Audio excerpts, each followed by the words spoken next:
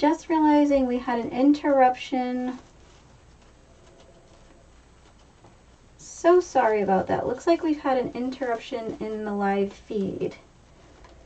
Not really sure why. And I'm sorry for anyone that got kicked off. Let me know if you're still on. I don't know why the live feed just cut off. I just noticed it was on a blank screen. I was too busy looking at the wreath instead of the camera to see what was going on. Huh. We'll have to figure out why the live stream just cut out. And hopefully it doesn't happen again. Sorry about that, anyone that got cut off. But we are still here with our burlap buffalo check wreath project. So again, I'm just jumping a crossbar and finding the fold in my fabric to just nicely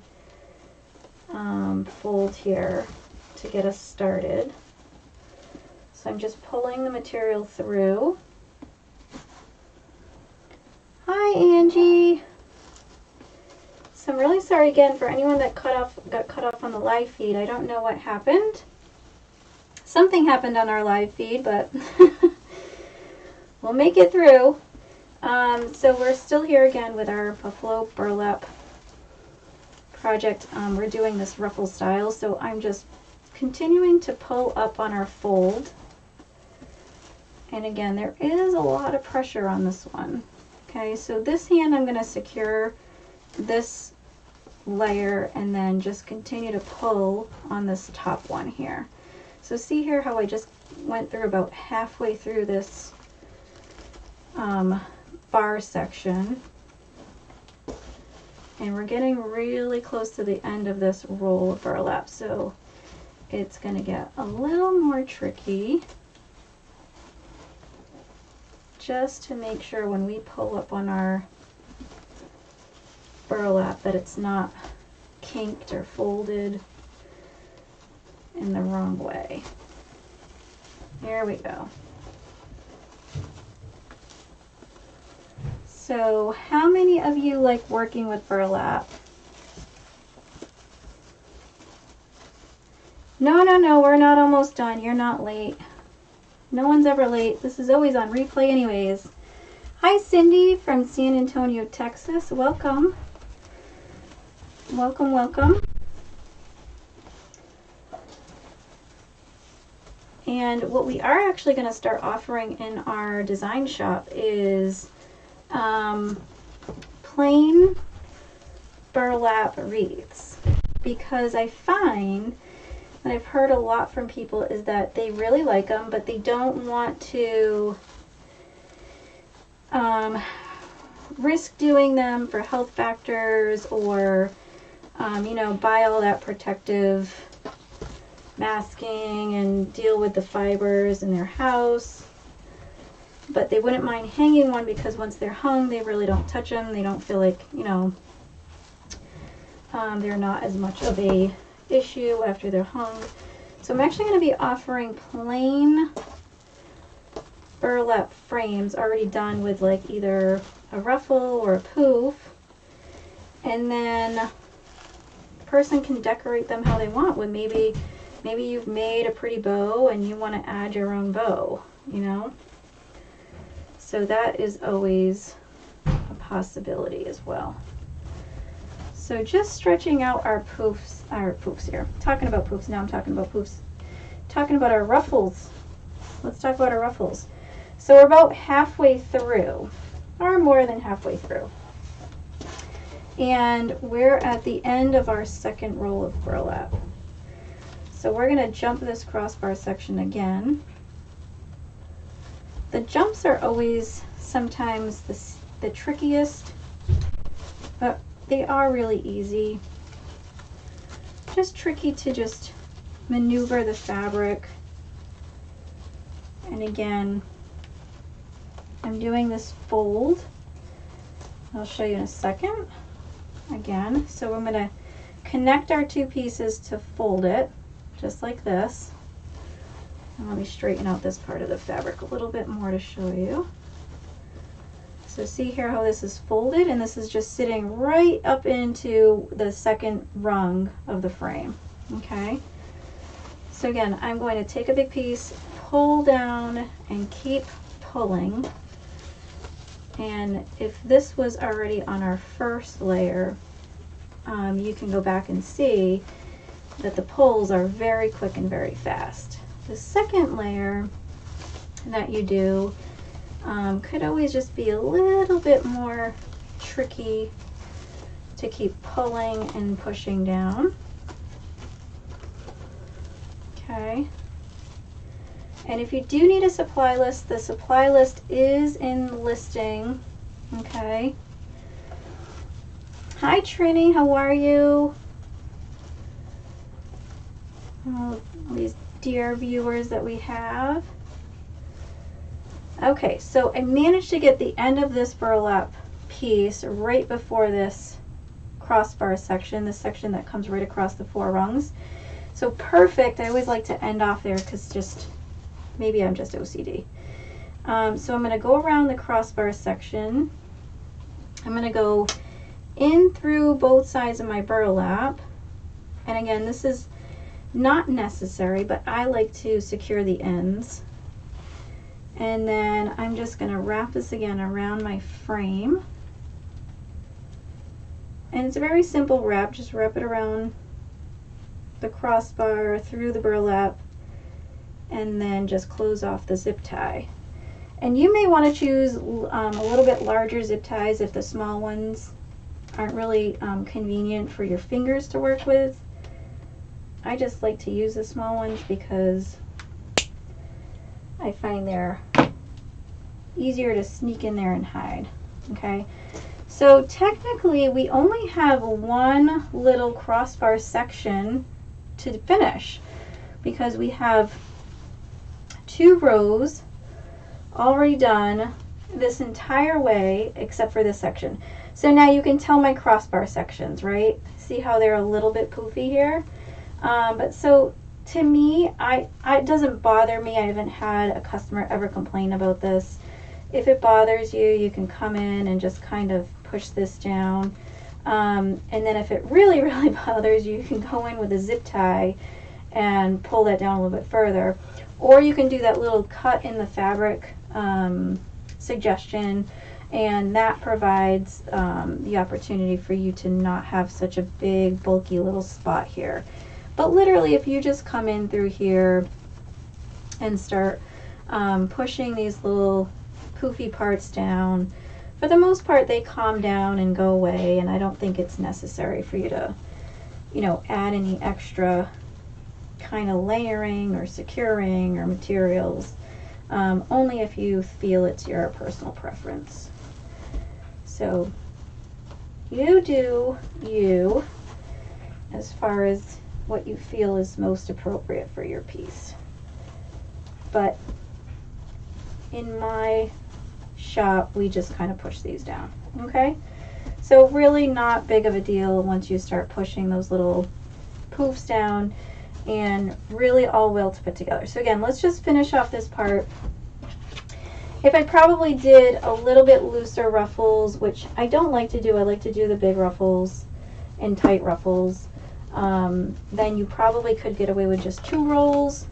But again, I do them really, really super tight. So we're gonna start the use of a little bit of a 3rd roll. So good thing is if you do multiple ones of these, say you do 3 of them, then you could just use the extra fabric from those extra pieces to do a 3rd piece, or you can use these to wrap around glass mason jars and do some really nice seasonal gifts if you want.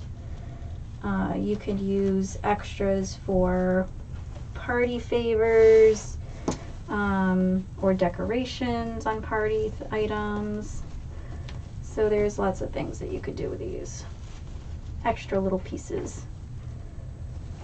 All right, so my beginning and my ending, I've already said I like to just go ahead and secure with a zip tie right around the frame. Not necessary, but just what I like to do.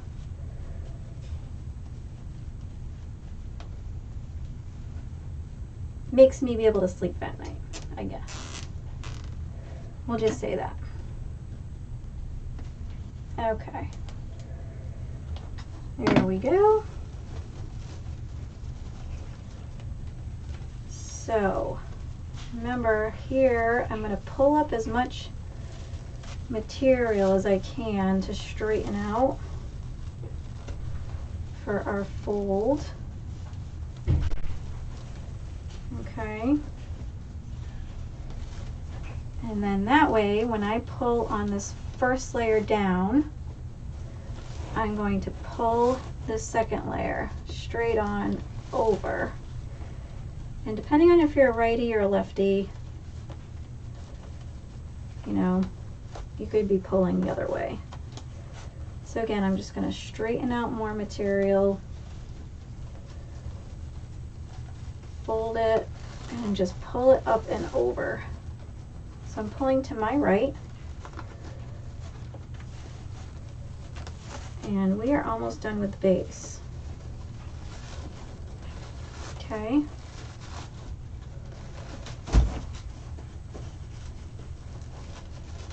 So I've gotten a lot of really good pulls in here, and my fabric just folded on me. Hold on. So this is why I say the second layer is always a little bit trickier.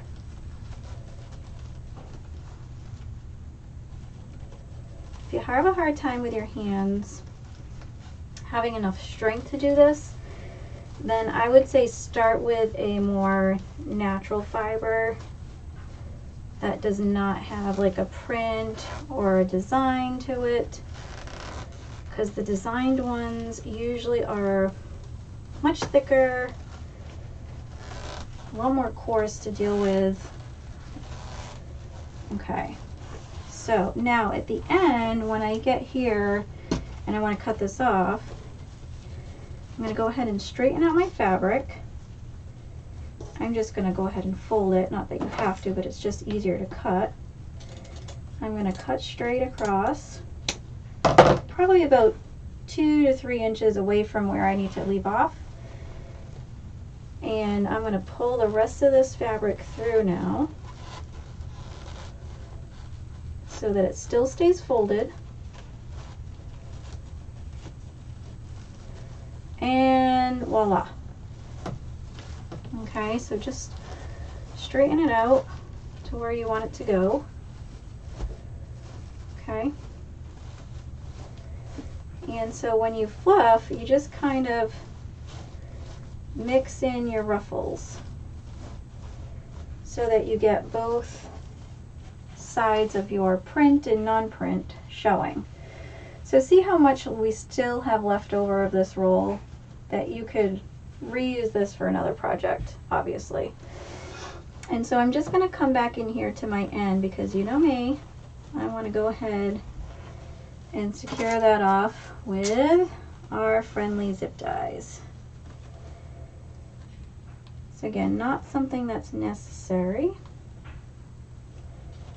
but more so a preference. And this one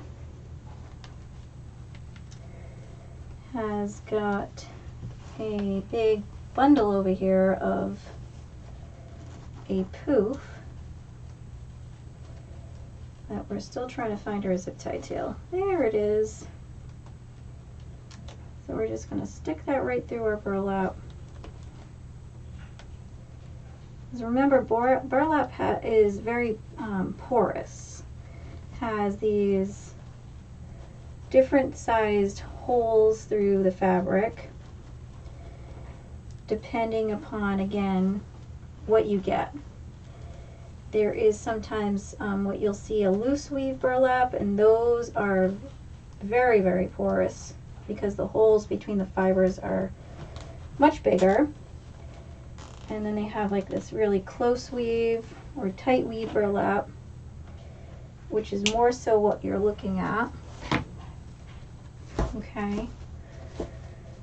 So we're just going to blend in this end here.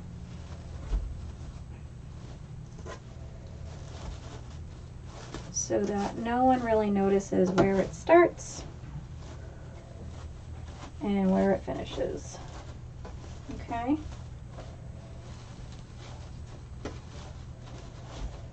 So how do you like that base? And we're just pulling down on the ends here because they're all squished up.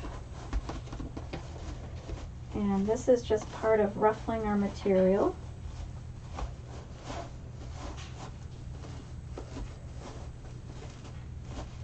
And it will just kind of blend on its own once you start breaking up the real tight pulls that you made on it. Okay, so beautiful, right? Really pretty all on its own. So what we're going to add is this little set of bunny ears here that has this pink and white yarn wrapped around this foamed wire pick. Let's cut this off. We don't need that anymore. Pull all these things aside. So now how do we add this, right? So a lot of times I see people is just kind of glue things on. And I want to say be careful with that because your glue is not something that you can rely on 100% for heavier items. So what I'm going to do is I'm going to cut this off so that maybe we're left with probably about 3 or 4 inches. Probably about 4 inches. And I'm using a heavy duty pair of pliers, wire cutters for this, okay? So this piece here, what I like to try and do, so we have to also decide is where do we want to hang this or position this, right? Along with all our other items. So we did have an option to put this on our wreath as well. I don't know that we're going to use this, so we might leave this off for the end. I do know I want the bunny ears, and I do know I want a bow. So remember we had all this really pretty ribbon that we had taken out, and we're going to start using that in a second. So I think what I'm going to do is have the bunny ears come off to the left over here a little bit higher up, and have the bow really placed really right over where the pick end is, okay? And it's going to be a very simple piece. Now these are on wires, so you could absolutely move the bunny ears out. You could move them closer. I kind of like them a little bit closer as they were. So that's again another preference item. But this here, what I like to try and do with this is, so you had 2 rows of burlap. If you find the in-between piece here, so you're going to stick that in where the 2 burlap pieces join, not right into the fold. You're not going into the fold of either one. You're going into the in-between part, okay? I'm going to stick that right into the in-between part. I'm going to come right to the back. See how it's sticking up right in the back here? I'm going to bring that a little bit closer. See how it's sticking up right in the back there? What I'm going to do is take a larger zip tie. I'm trying to find the right size here. This is a good one. So this zip tie is probably about 8 inches. Yeah, so this one's about 8 inches. So take about an 8-inch zip tie. So then what I like to do, so not the burlap, excuse me, but the frame is obviously wire. So if I can sneak my zip tie in right through to my burlap, but right under my frame, and you're going to go through about 4 layers of burlap, so you have to pay attention to make sure that you're getting through all the layers. Okay, So basically you're weaving this right under the burlap over, and then you're going to go under. So it's like an under and over. And I'm just trying to find our zip tie. So I'm just taking my hands right through the burlap. Because what I'm trying to do is see if I can wrap this around one of the wire frame rings. And you can also do this in wire, which sometimes is easier, but I like zip ties because they're really easy to poke through things with versus wire a lot of the times. I think if I grab a really skinny section here, I'm going to go through the other side. I was trying to poke through too much burlap. If I go through a really skinny section here of burlap, I might have a better chance. Here we go. And so now I'm going to poke this right back up. So I've got it around one of the rings. And poke this right back up. And I'm going to go ahead and zip tie that down. But before I do that, I'm going to take my hot glue and I'm going to hot glue, just put a bunch of hot glue right down under that zip tie. And without touching it, take your needle nose pliers. You're going to push down on that zip tie right into that hot glue. And the reason why I like doing it that way is because it starts sticking everything together so that you have a much better chance that your zip tie is not going to go ahead and slide down right off that pick bottom. Okay. And then I'll also go in, once that dries, I'll also go into the other side and add some hot glue on the other side of the pick inside the burlap already. So let's talk about ribbon and a bow while this dries, okay? So I do like to use a bow tool, which is called the Easy Bow Maker. All right.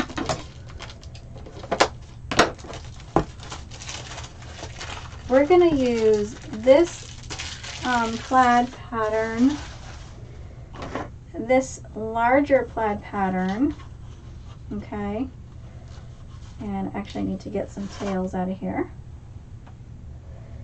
So we're gonna do a 2.5 inch on the bottom, and let's do maybe, well, let's do a 12-inch tail because we can always cut it down. So this side, I'm going to hang down. I'm going to twist it in the dowels. I'm going to do probably a 5-inch loop because I don't want to make it too huge and bulky. And we might just have just enough ribbon left. So a 5-inch loop on this side. So see how I hold my hand down right in through the loop to measure that out. And then hang this one down. We definitely have more than 12 inches here, but that's all right. We'll just hang that down and we'll cut the rest off. So one loop on each side at 5 inches. Now I'm going to take my pink, okay, and my pink I'm going to make 2 loops on each side, and I'm going to hang this one a little bit further down than the black and white, maybe about 2 to 3 inches longer. And every time I come through these dowels, I'm twisting my fabric, and I'm going to make these about the same size as my 2.5 inch. Let's move that up to the side so you can see. So here I'm twisting, going to the 5-inch mark, making a loop, pushing it through here. See how I'm twisting my hand, which twists the fabric. making another loop right down to the 5-inch mark, putting it in here, twisting again, and this one is harder to tell that the ugly side of the ribbon is coming through because it looks alike on both sides. Sometimes your ribbon will misbehave. Okay, so come to the 5-inch mark again, and we're just going to let this one hang right to the same length as our other one, just about. Okay, cut that off. So now I have 2 5-inch loops.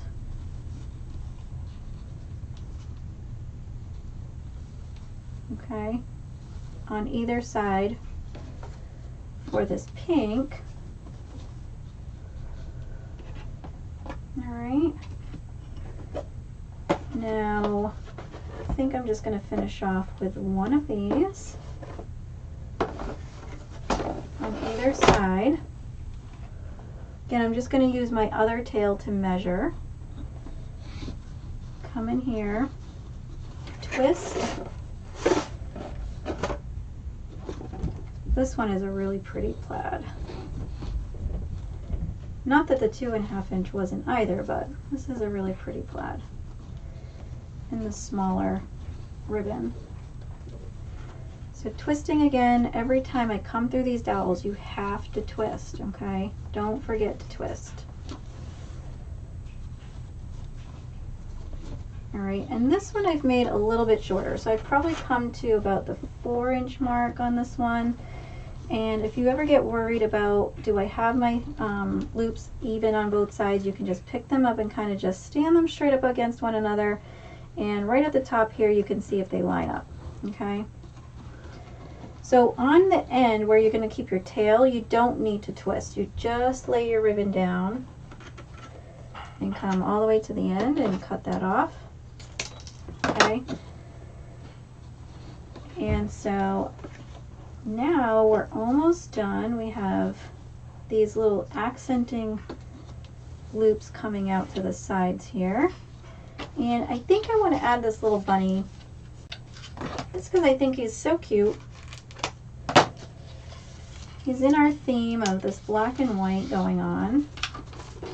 But he's just going to be a little accenting bunny, where we're going to make him come down pretty long, not the length of everything else, but we're just going to give him a little pinch over here in our hand, give him a little baby loop, maybe about, so like 3 to 4 fingers fit in there, and then in the back, you're going to twist the back so that you have matching pretty sides coming up at your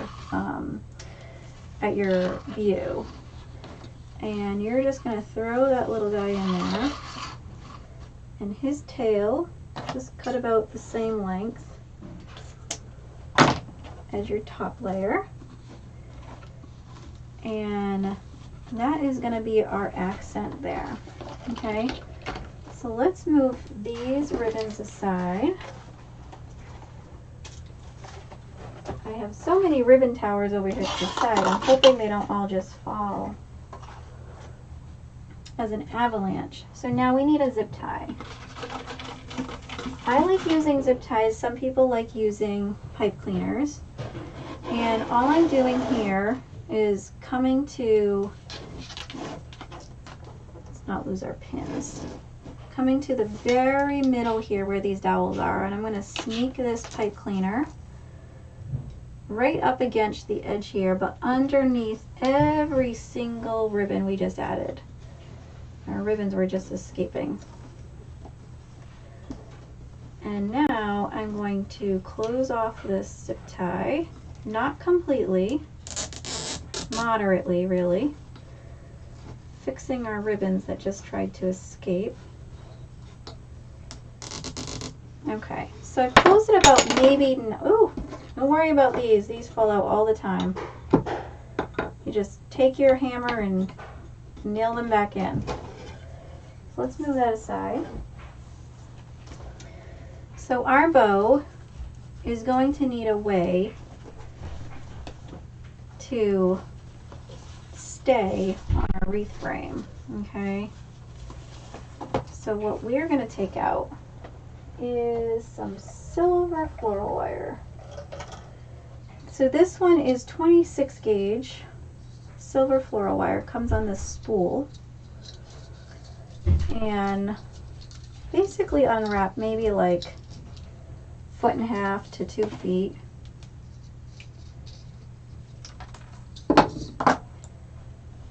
And what you're going to do, so your zip tie head is going to get swung right around to the back, right in where that dent stayed in from your Easy Bow Maker.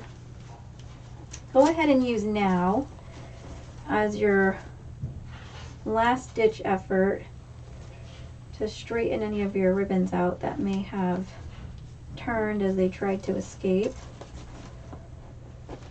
It's like the famous Houdini. Alright, and put them in whatever order you want. You don't need to fluff them now.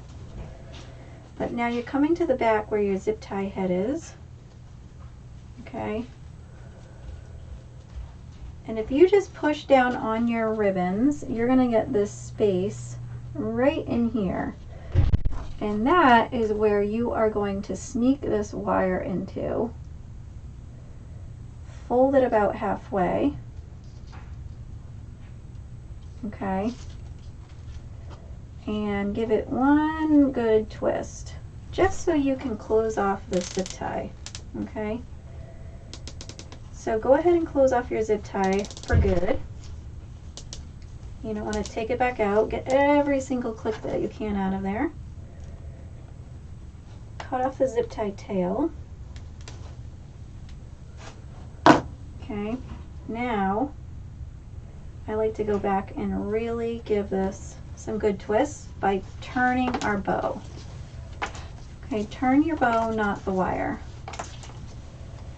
Okay, so we've got about 6 good turns in there, so that's good.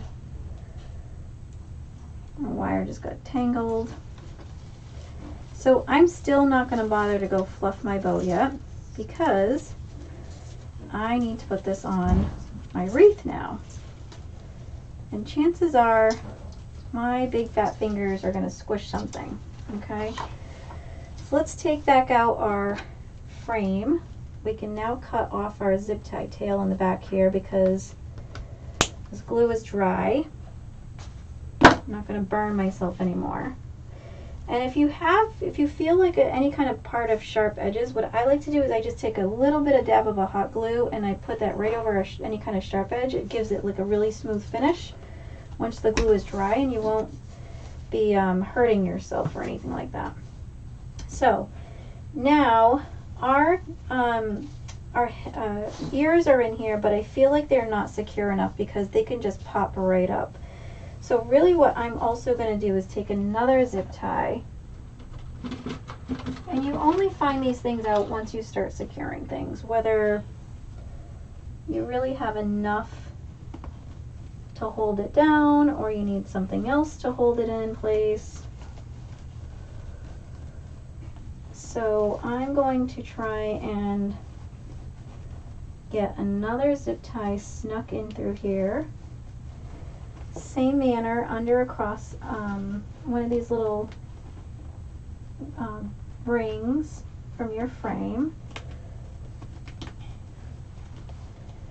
And I'm going in and over and right through the burlap.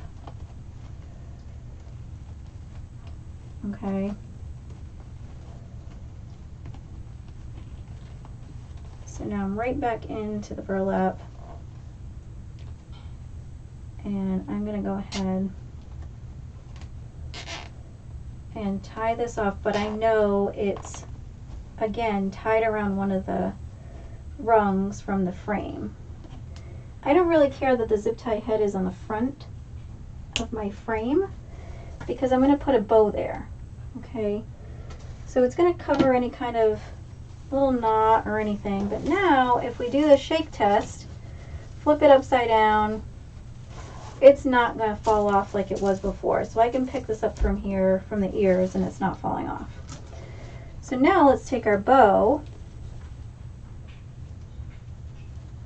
And our bow, what we're going to do is we are actually going to wrap this right around our bunny pick, because it's going to be a little much for us to get through our frame and our burlap. And so now I'm just wrapping this around our bunny pick. I'm accidentally keep pulling on the poor bunny's fur here instead of the wire. Okay. And so now, just pulling this around so you can see what I'm doing. It's kind of hard with all this fur in the way. I'm just coming in here and now securing off our bow to our pick. And it's not going to go anywhere because A, there is a zip tie right there, and B, I'm pulling this so tight in a manner that it's not going to come sliding off. Okay, now tight in the sense that I don't want to pull tight so that it gets our bow squished down in what I like to call this little fishy lip look, but it's sitting very nicely. And I always cut off way too much extra wire, so you can either reuse your wire or sneak that in to be recycled somewhere else. And if I grab my needle nose pliers, I just like to clamp off this wire so that way I know it's really not going to go anywhere or move anywhere. And tuck that right into where someone's not going to poke their finger on it. Okay, so now it's time to go ahead and fluff our bow. And so you see, like I said, I didn't want to fluff my bow until it was on because I knew my fat fingers were going to get all over this nice chunky bow and flatten something out, and we would be readjusting it. Okay, so how do you fluff your bow? You just stick your fingers in through the loops. These are all wired ribbons, and voila, they will revive and take shape. Okay, these tails take between 2 fingers and just smooth out like you were doing one of those Christmas ribbons. Okay, so just smooth these out and they come to a nice arch life. Now remember, we didn't cut them to what we knew was going to be the right size yet. We thought, but we don't know. And this one we know had an extra long tail because it was the end of the roll. So we'll cut that down. But so here is our nice little fluffed up bow. And what do we do with our tails? What I like to do with our tails is cut them down at an angle. So fold it, cut at an angle, and you get a V. If you can see that. See that V? So take it, fold it in half, cut it at an angle away from you, upwards, and you get a V. Okay. So the 1.5 inches I like to leave longer. And this one is way too long just because it was the end of the roll. I don't think I'm actually going to technically cut these too much shorter, because what we're going to do is curl them up a little bit. And let's get these cut so I can show you what I mean. And we're going to lose a bunny tail there. We'll cut them off at the bunny tail. All right, so we're all cut on all ends here. Okay, so to curl, I just literally start twisting and curling my ribbon. They're wired, remember, and they will start to take shape. Okay, so some I like to leave plain, some I like to curl, and it just gives a different dimension to your entire bow. These you can just kind of curl upwards if you want. Just like you're curling like a little piece of paper or something. And sometimes you can just do the ends instead of the entire thing. So if you wanted to just do the end. Okay. Now we're going to zoom you guys back out and show you what this looks like. So how do you like that? Oh, thank you, Cindy. So very simple, but pretty elegant. You know, celebrates the little Easter season, but doesn't give you a huge, you know, ultra bright statement. It gives you a nice little muted, but pretty. I don't think we're going to add in this welcome carrot because I'm not feeling it. I'm not feeling the orange in the mix. You could. It's totally doable. Maybe I'll post one with it and post one without it, and then you guys can vote on my Facebook page whether you guys want the carrot or not. Or maybe I can ask you guys, do you guys like it with the carrot or without the carrot? Pretty, right? Oh, I'm stuck on my sweater. Right? Very subtle. Not too in your face fancy, not too bulky, but just very simple.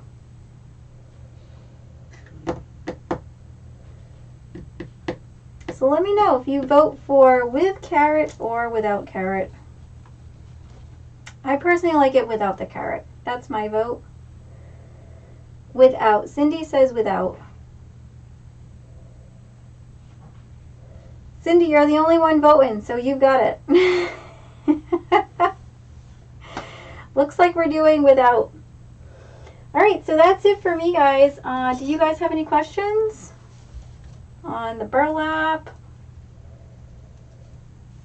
I'm sorry we had a little interruption in our live feed. And I don't take off my mask until I've cleaned up and put away the wreath for the night so that the fibers settle. All right. Angie says without as well. I think the vote is unanimous. We're going without. Our carrot will get saved for another project. It won't go to waste. It will just get saved. All right, guys. Great. All right, everyone. So I shall see you guys again next Thursday on YouTube. And if you are on Facebook, we will see you guys on Monday night. If you're not doing anything around 9 o'clock, come hop on my channel, or I should say my Facebook page at 9 o'clock on Mondays. If not, I'll see you back here on next Thursday at 9 p.m. And we will continue to work on our technology issues. Have a good night, everyone. See ya.